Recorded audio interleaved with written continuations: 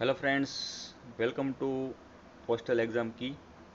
આજે આપણે chapter 3 types of post office વિશે ચર્ચા કરીશું. પોસ્ટ ઓફિસના કેટલા પ્રકારો છે અહીં ચર્ચીશું. પોસ્ટલ ગાઈડ પાર્ટ 1માં અહીં જે એની માહિતીઓ બધી આપેલી છે એના વિશે ચર્ચા આપણે કરીશું. તો અહીં તમે ટેલિગ્રામ પણ જોઈન કરી શકો છો, પોસ્ટલ એક્ઝામ કી.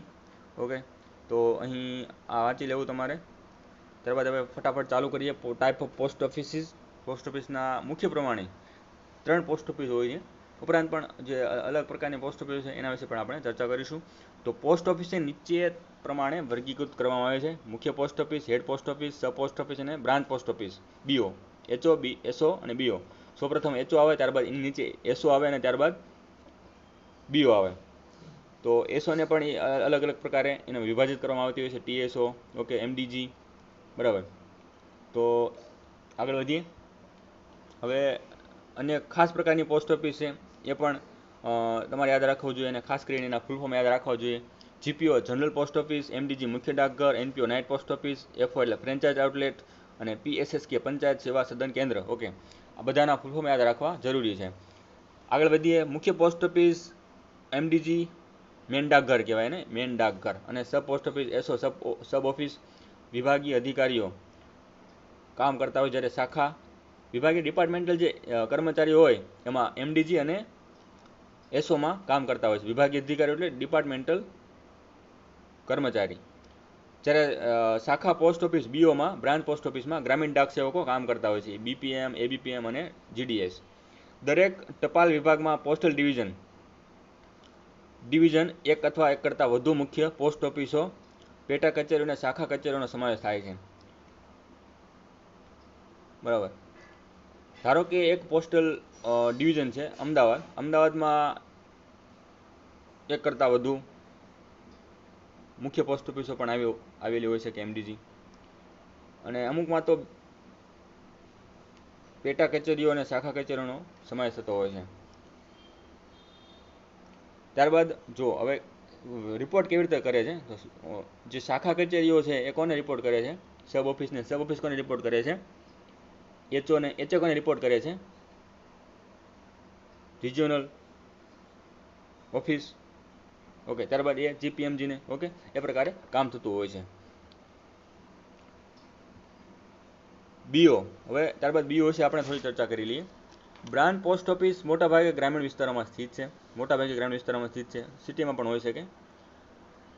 તેઓ દરરોજ ઓછામાં ઓછા 4 કલાક અને મહત્તમ 5 કલાક, 4 થી 5 કલાક કામ કરે છે. તો આ યાદ રાખવું છે. 5 કલાક તો જોઈ ગયા આપણે, પણ ઓછામાં ઓછા 4 કલાક તો કામ હોવા જ જોઈએ, અને 5 કલાક વધુમાં વધુ, બરાબર. એનાથી વધુ કામ લઈ શકાય નહીં.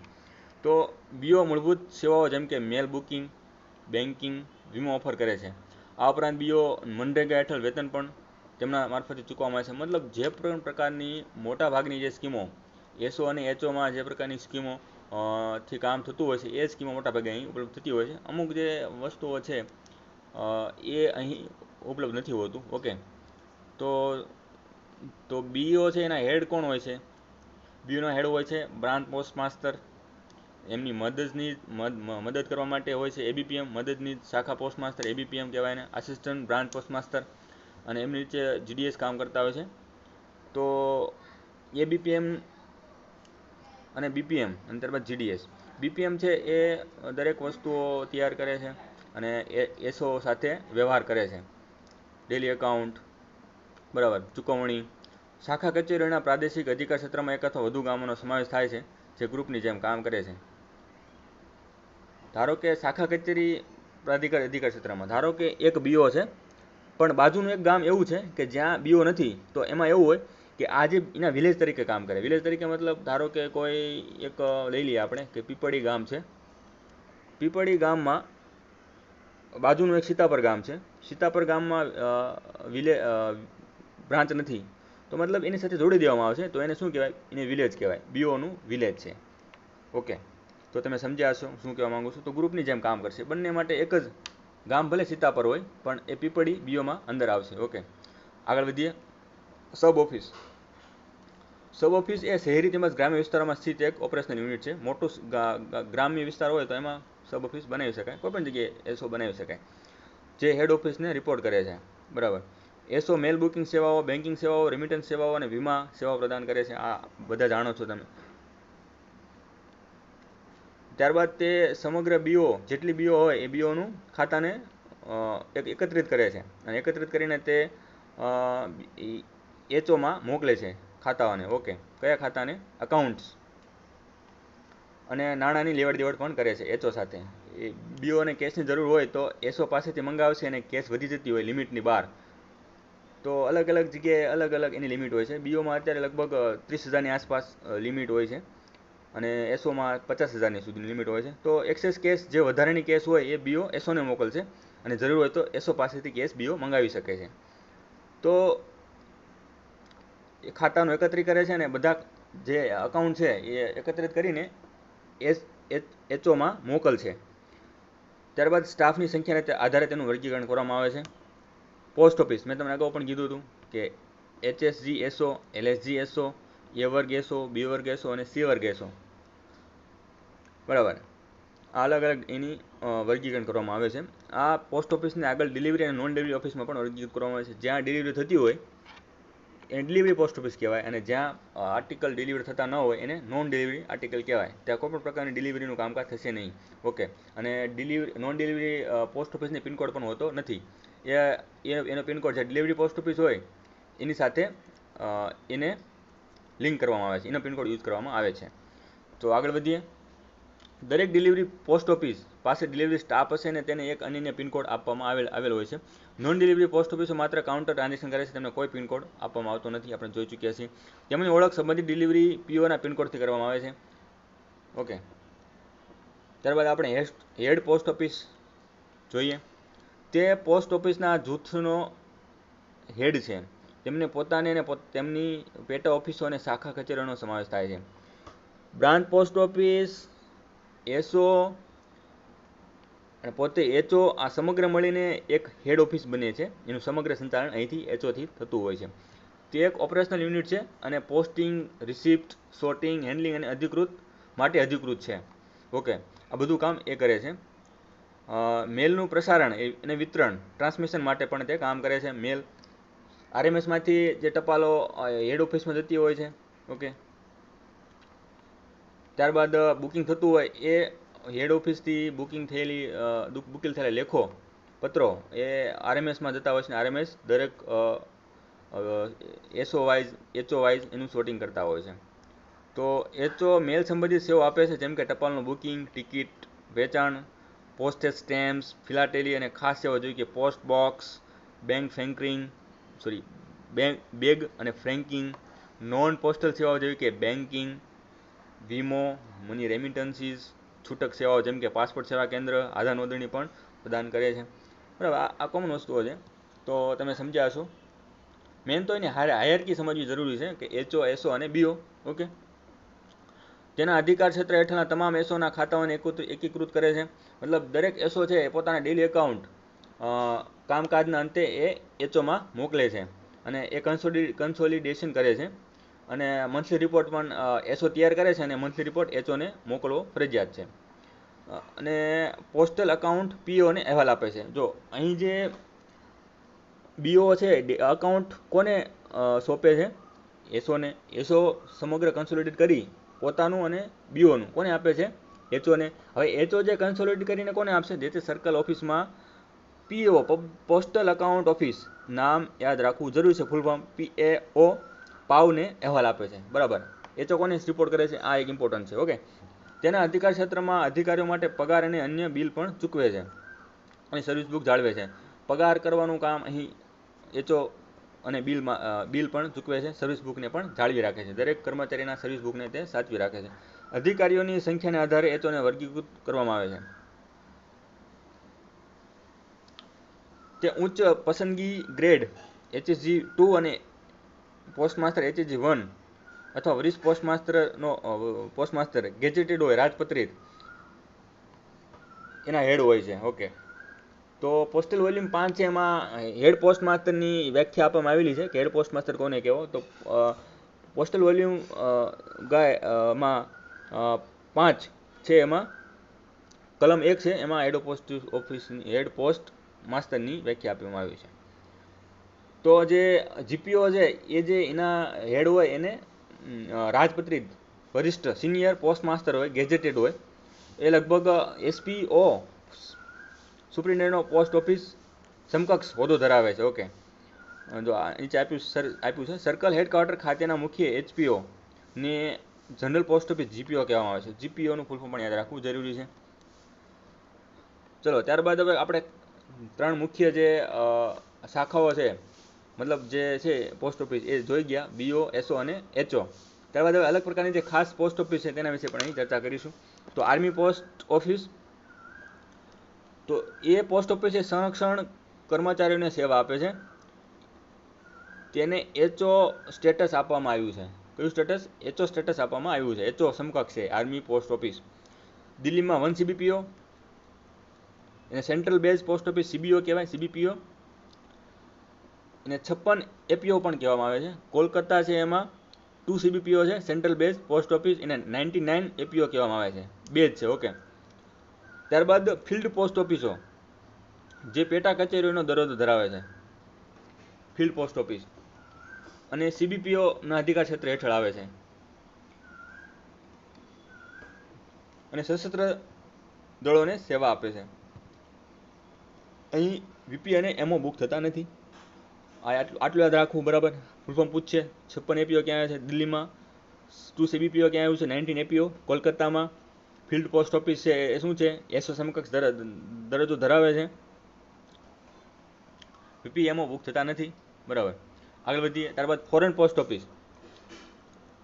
દેશમાં ફોરેન પોસ્ટ ઓફિસ અને સબ ફોરેન પોસ્ટ ઓફિસ છે, જે ઇનકમિંગ અને આઉટગોઈંગ ફોરેન મેલ સાથે કામ કરે છે. Foreign post office, foreign post office.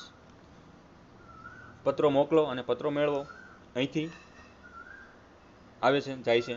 દેશો વચ્ચે મેલની આપલે થાય છે અને ટ્રાન્સમિટ અને વિતરિત કરાયેલા મેલના આધારે એકાઉન્ટનું પતાવટ કરવાની હોય છે. યુનિવર્સલ પોસ્ટલ યુનિયન આ સુવિધા આપે છે. Foreign post office, foreign post office universal postal union UPU હેઠળ કામ કરે છે. ઓકે, યાદ રાખવું જરૂરી છે. તો યુપીયુની ભૂમિકા પણ આપણે થોડી જોઈ લઈએ. 1874માં ઇમ્પોર્ટન્ટ છે. 1874માં સ્થાપના. ફૂલ ફોર્મ શું છે? 1874 સ્થાપના. યુનિવર્સલ પોસ્ટલ યુનિયન છે. હેડક્વાર્ટર ક્યાં આવ્યું છે? સ્વિટ્ઝરલેન્ડ.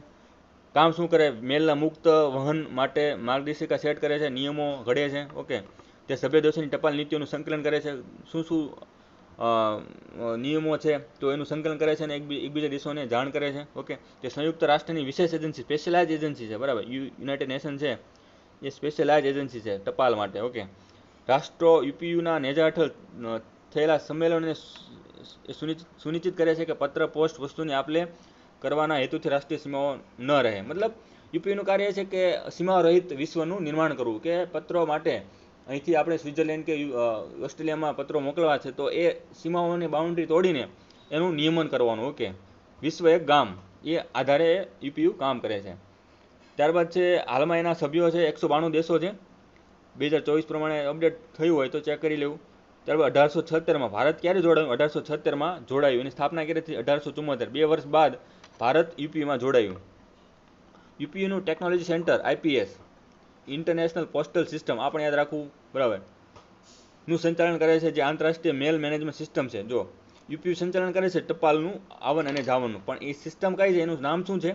તો આઈપીએસ, ઇન્ટરનેશનલ પોસ્ટલ સિસ્ટમ. આ પૂછી શકાય, બરાબર. જે આંતરરાષ્ટ્રીય મેલ મેનેજમેન્ટ સિસ્ટમ છે, જે આંતરરાષ્ટ્રીય મેલ અને આઈએફએસ શું છે? ટ્રેક એન્ડ ટ્રેસની સુવિધા આપે છે.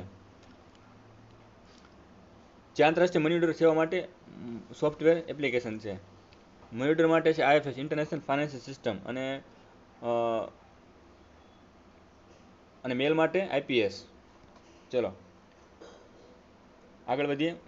Mobile post office. હવે ત્યારબાદ આગળ આવશે મોબાઈલ પોસ્ટ ઓફિસો. Mobile post office Bombay, Kolkata, Delhi, Madras, Ahmedabad, Hyderabad, Kanpur, Pune, Jaipur, Bhilai industrial township ખાતે કાર્યરત છે. એનો હેતુ શું હોય છે? જેના જુદા જુદા વિસ્તારોમાં જુદા જુદા સમયે મોડેથી પોસ્ટિંગની સુવિધા પૂરી પાડવી, નિશ્ચિત શેડ્યુલ અનુસાર.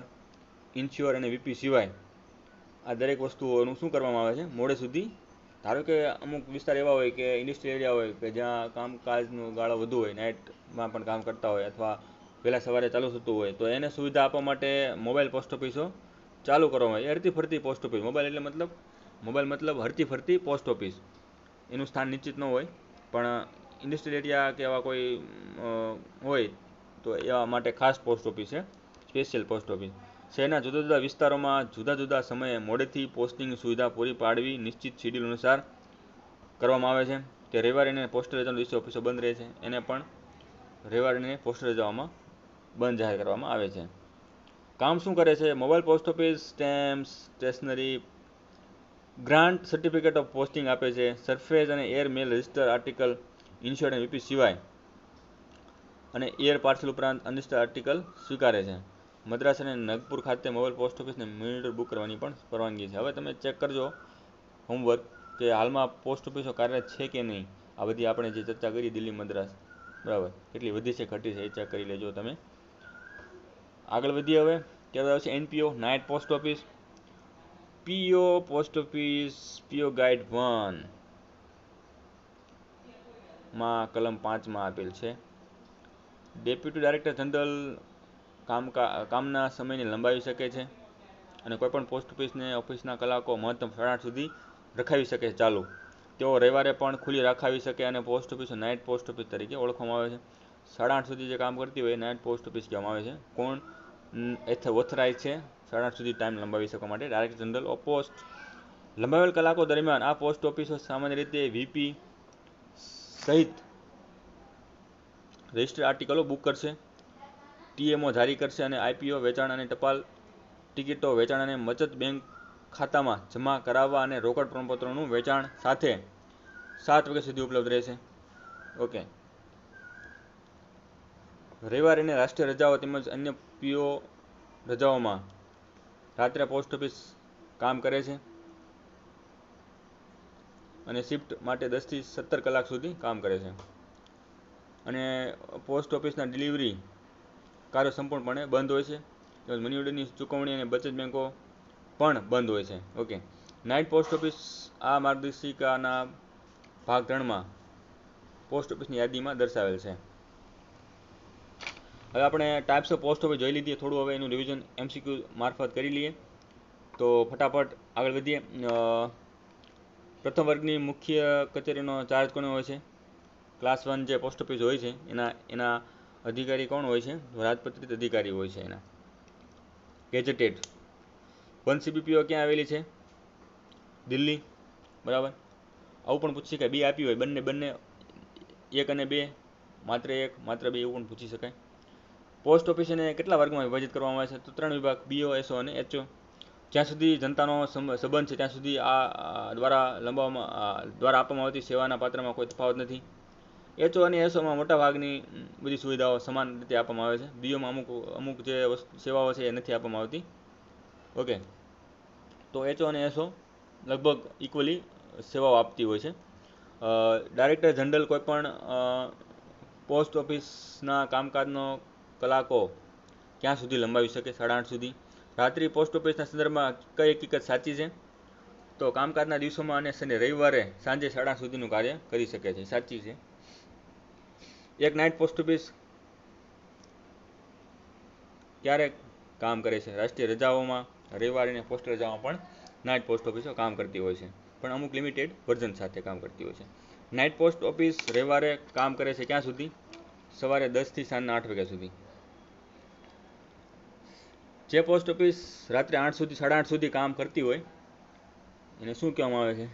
Night post office. નીચેનામાંથી કયું વિધાન મોબાઈલ પોસ્ટ ઓફિસ વિશે ખોટું છે? જો ખોટું, આવું ખોટું ખાસ યાદ રાખવું તમારે. સાચું પૂછ્યું છે, ખોટું પૂછ્યું છે, બરાબર.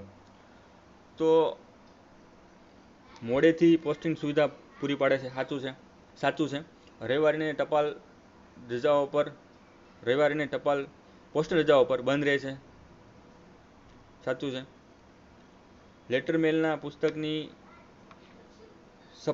સરફેસ પર લેટર મેલના પુસ્તક સપાટી અને એરમેલ નોંધાયેલ લેખો વીપી સિવાય પણ નોંધતી હોય છે.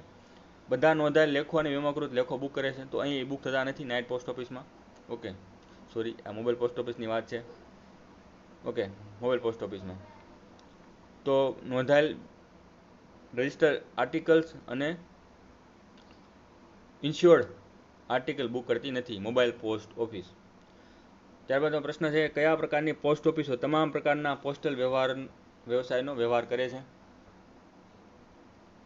મુખ્ય પોસ્ટ ઓફિસ બધા પ્રકારના પોસ્ટલ વ્યવસાયનો વ્યવહાર કરે છે. શાખા પોસ્ટ ઓફિસની એકાઉન્ટ ઓફિસ કઈ છે? તો ડાયરેક્ટ એચઓ સાથે પણ એ લિંક હોઈ શકે અને એચઓ સાથે પણ લિંક હોઈ શકે. બરાબર, એચઓ હોય, નાની એચઓ હોય તો એમાં બીઓ પણ આવતી હોય અને એસઓ પણ આવતી હોય. ઓકે, તો એ યાદ રાખવું, માત્ર એસઓ નહીં. ઓકે, શાખા પોસ્ટ ઓફિસ દ્વારા કઈ સુવિધા આપવામાં આવે છે? શાખા post office, branch post office દ્વારા કઈ સુવિધા આપવામાં આવતી નથી?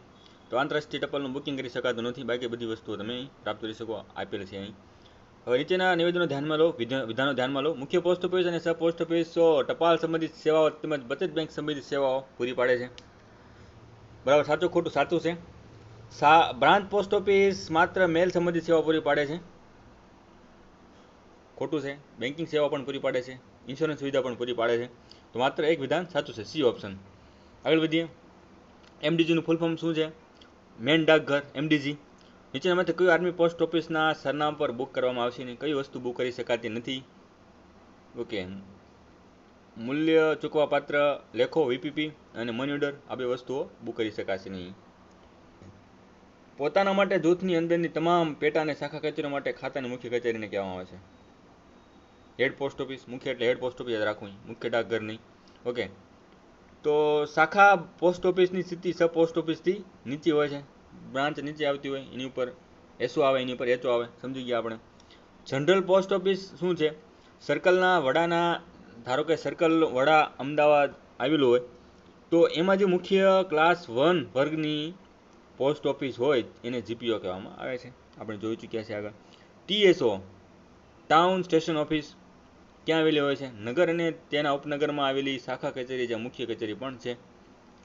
ધારો કે અમદાવાદ છે, અમદાવાદમાં એક મેન હેડ પોસ્ટ ઓફિસ છે અને એની અંદર જ અલગ અલગ પોસ્ટ ઓફિસ આવેલી હોય તો એ બધી શું કહેવાય? ટાઉન ઓફિસ કહેવામાં આવે છે. ઓકે, સબ પોસ્ટ ઓફિસ અંગે નીચેનામાંથી કયા વિધાનો સાચા છે, સાચું છે? ઓકે, પહેલું વાક્ય, સબ પોસ્ટ ઓફિસના ઇન્ચાર્જ અધિકારીને સબ પોસ્ટ માસ્ટર તરીકે નિયુક્ત કરવામાં આવે છે.